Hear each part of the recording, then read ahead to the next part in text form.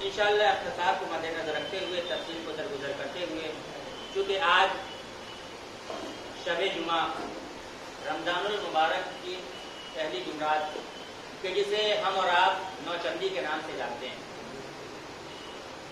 اور ہمارے ہندو پاک میں یہ نوچندی یعنی مہینے کی پہلی جمعرات بہت ہی دھوم دھام سے منائی جاتی ہے۔ اس کی اصل وجہ ہے، میں نے بارہا اس کو بیان بھی کیا ہے، میں چاہ رہا ہوں کہ اس بات کی پھر تکرار کر دی جائے تاکہ ہمارے چھوٹے بھائی جن لوگوں کو اس بات کا علم نہیں ہے کہ نوچندی کو نوچندی کیوں کہتے ہیں وہ انہیں معلوم ہو جائے۔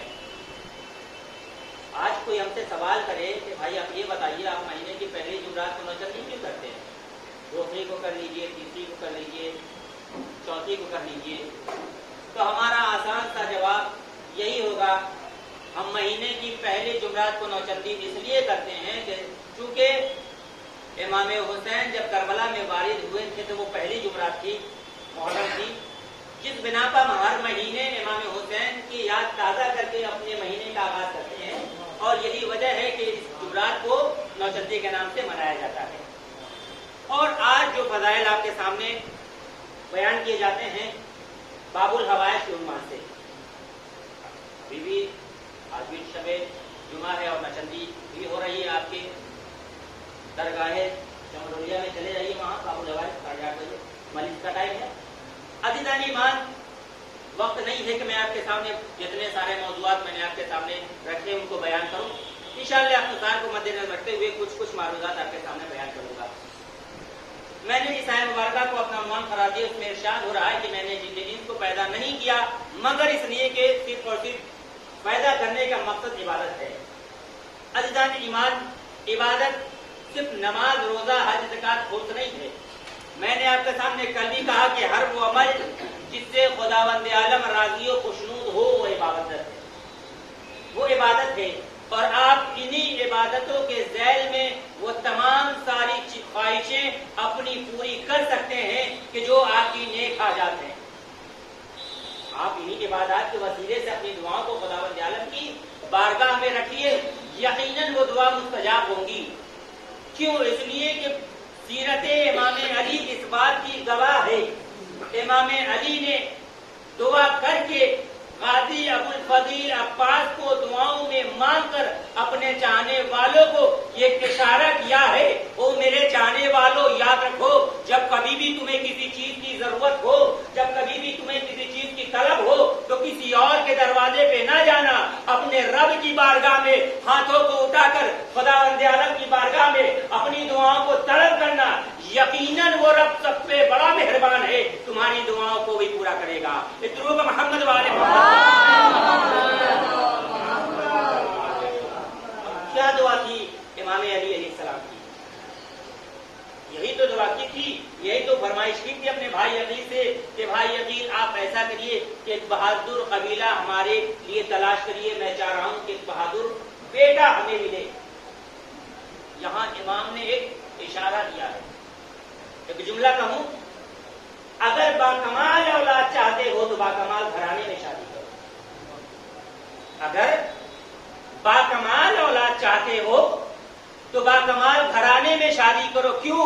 مولا کائنات کا یہ جملہ اس بات کا گواہ ہے کہ امام علی نے یہی جملہ کہا تھا، میں بہادر قبیلے میں شادی کرنا چاہتا ہوں تاکہ جب بہادر عورت آئے اس کے جو بہادر اولاد آئے گی وہی اولاد کربلا میں میرے حسین پہ کام آئے گی۔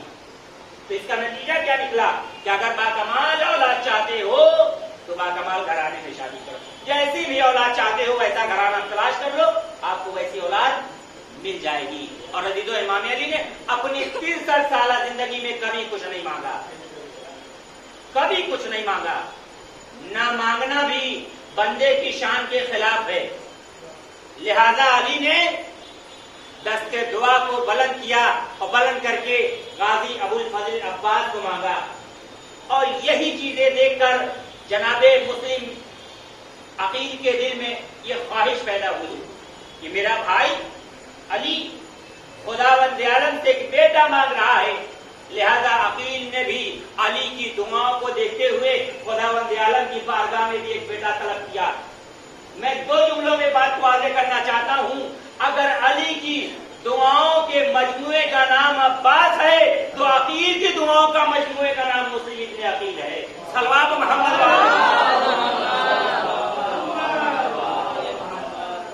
عقیل کی دعاؤں کے مجموعے کا نام مسلم ابن عقیل ہے. اور تاریخ شاہد ہے کہ علی نے اپنی 63 سالہ زندگی میں چاہتے تو بہت کچھ مانگ سکتے تھے. کہنے والے نے کہا یا علی آپ نے بیٹا ہی کیوں مانگا, آپ کچھ اور مانگ لیجئے. عجب نہیں, میرے مولا نے بڑا پیارا جملہ کہا وہ علی جنت کیوں مانگے جس کے بیٹے سردار جوانان جنت. وہ علی کوثر کیوں مانگے جو خود ساقی کوثر ہو. وہ علی شفاعت کے لیے پروانہ کیوں مانگے جس کی زوجہ خود شافع محشر ہو. علی نے اپنی 63 سالہ زندگی میں کبھی کچھ نہیں مانگا بلکہ ایک بیٹا مانگا. کون سا بیٹا؟ تاریخ شجاعت میں اس کو عباس کہا گیا. وفاؤں کا خدا پیکرے وفا جس کو کہا جاتا ہے وہ باب الحوائج کی ذات ہے. اور یاد رکھیے عباس نام ہی اگر آپ غور کریں گے تو لفظ عباس میں آپ کو کہیں بھی زیر نہیں ملے گا. آپ لکھ کر دیکھ لیجئے, 5 حرف ملا, 2 بنا عباس, عین 2 بے 1 الف اور 1 سین.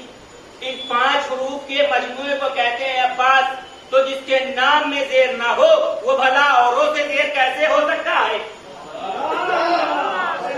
محمد والے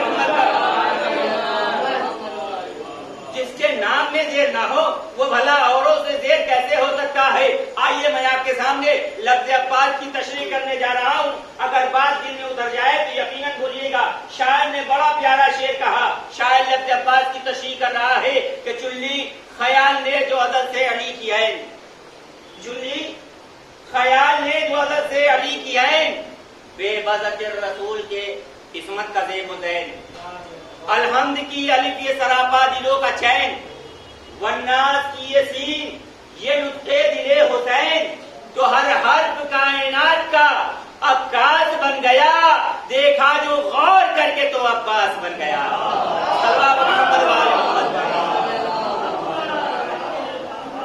دیکھا جو غور کر کے تو عباس بن گیا. عزیزان ایمان, تاریخ شجاعت میں جس کو آج تاریخ پہچانتی ہے بعد از علی, وہ اولاد علی ہی ہے جس کا نام عباس ہے. میں زیادہ وقت نہیں لوں گا, اختصار کو مد نظر رکھتے ہوئے. عزیزان ایمان, علی نے اپنی 63 سالہ زندگی میں کبھی کچھ نہیں مانگا,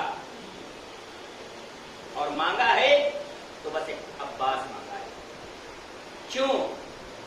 اس لیے کہ عباس اس بہادر کا نام ہے کہ جو تلوار سے نہیں بلکہ اپنے نظروں سے جو 9 لاکھ کے لشکروں کو روک دے اسے تاریخ شجاعت میں عباس کہتے ہیں.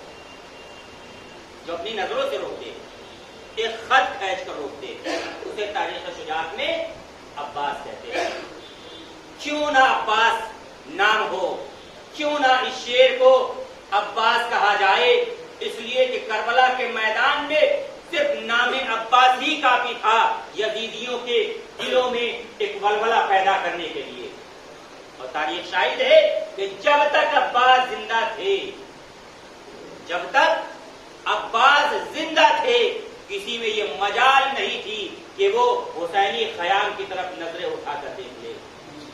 ارباب اعزاز, جب غازی اس دنیا سے رخصت ہوئی ہیں, ارباب اعزاز تاریخ بتاتی ہے کہ اہل حرم کی وہ تمام امیدیں, وہ تمام آس جو عباس سے تھی, عباس کے جانے کے بعد وہ آج ٹوٹ گئی.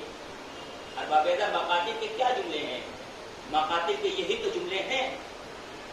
مقاتل لکھتا ہے کہ جب غازی اجازت نہیں ملی ہے اور امام مظلوم نے یہ کہہ کے اجازت دی ہے کہ بھائی میں تمہیں چم کی اجازت نہیں دے رہا ہوں، بلکہ میں یہ تمہیں اجازت دے رہا ہوں کہ آپ جائیے اور بچوں کے لیے پانی کا انتظام کریے.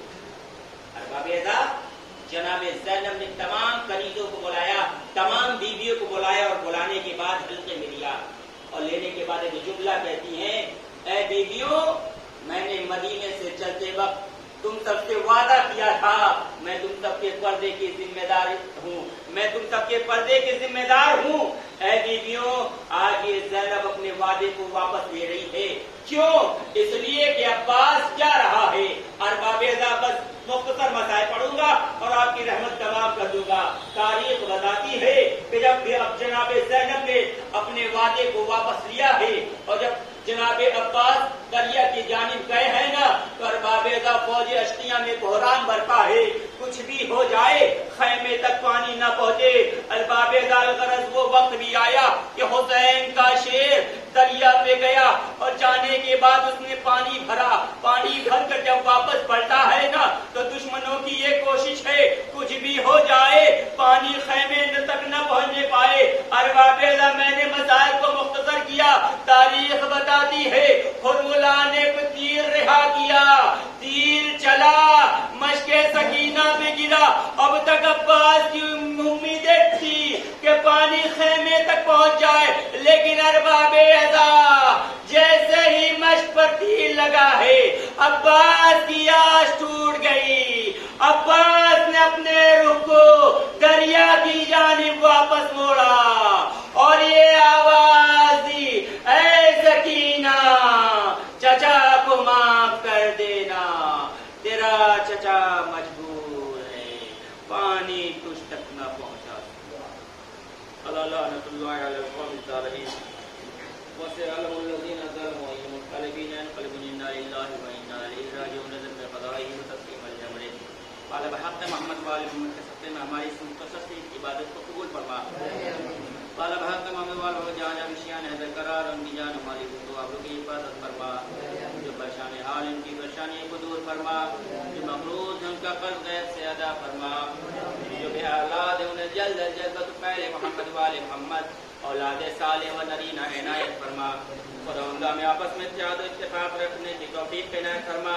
خداوندہ تیرے حضور میں بہترین دعا یہ ہے کہ اپنے حجت کے ظہور میں تعجیل فرما، ہم سب کو ان کے امان و انصار میں شمار کرنا. مومن گزارش ہے کہ